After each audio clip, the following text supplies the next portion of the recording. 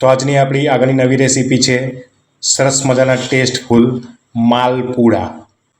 તો ચાલો મિત્રો, માલપુડા કેવી રીતે બને છે તમને બતાવું. તો સૌપ્રથમ આપણે એક વાડકી ઘઉંનો લોટ લીધો છે. ત્યારબાદ આપણે એક વાડકી ગોળ લીધો છે, સમારેલો ગોળ.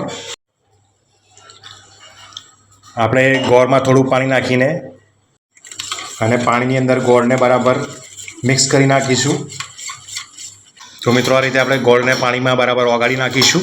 ગોળનું બનાવેલું પાણી લોટમાં નાખી દઈશું. હવે લોટને બરાબર હલાવીને પાણીની અંદર મિક્સ કરી નાખીશું અને આ લોટને 3-4 કલાક આપણે પલાળવા દઈશું. મિત્રો, ખાસ યાદ રાખજો કે લોટને ઓછામાં ઓછો 3 થી 4 કલાક આપણે પલાળી રાખવાનો હોય છે.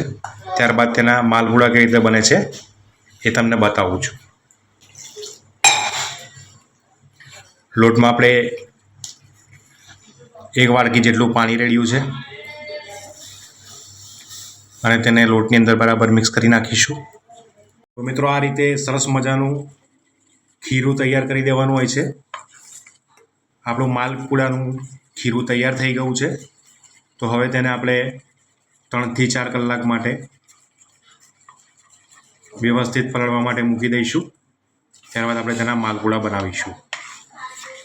તો મિત્રો, માલપુડાનું ખીરું 3-4 કલાક પછી રેડી થઈ ગયું છે. તો ચાલો હવે આગળનો પ્રોસેસ જોઈએ. ખીરાની અંદર નાખવા માટે આપણે 8-10 મરિયા લીધા છે, જેને ખાંડી નાખ્યા છે.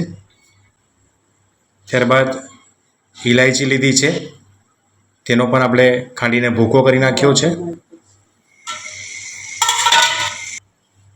તો મિત્રો, ખીરામાં આપણે મરિયાનો ભૂકો અને ઇલાયચીનો ભૂકો કરીને નાખી દીધો છે. હવે આપણે તેને બરાબર હલાવીને મિક્સ કરી દઈએ.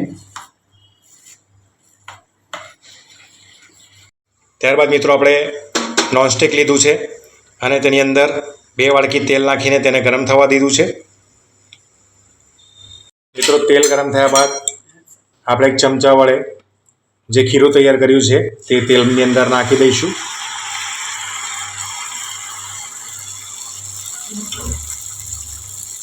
અને ખીરાને વ્યવસ્થિત બફાવા દઈશું. તો મિત્રો, આ રીતે બનતા હોય છે સરસ મજાના ટેસ્ટફુલ માલપુડા.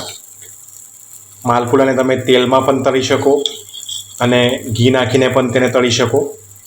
માલપુડાની એક બાજુ બરાબર વ્યવસ્થિત બફાઈ જાય પછી તેને આપણે પલટી નાખીશું.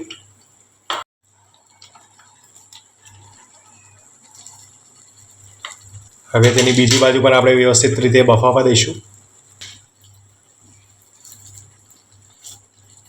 તો મિત્રો, તૈયાર છે આપણો ટેસ્ટફુલ સ્વાદિષ્ટ માલપુડો.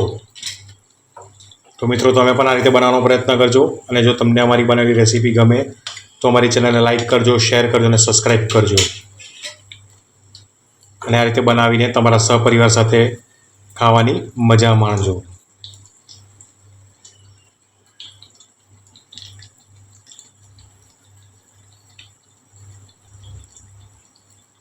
તો તૈયાર છે આપણા સરસ મજાના ટેસ્ટફુલ માલપુડા.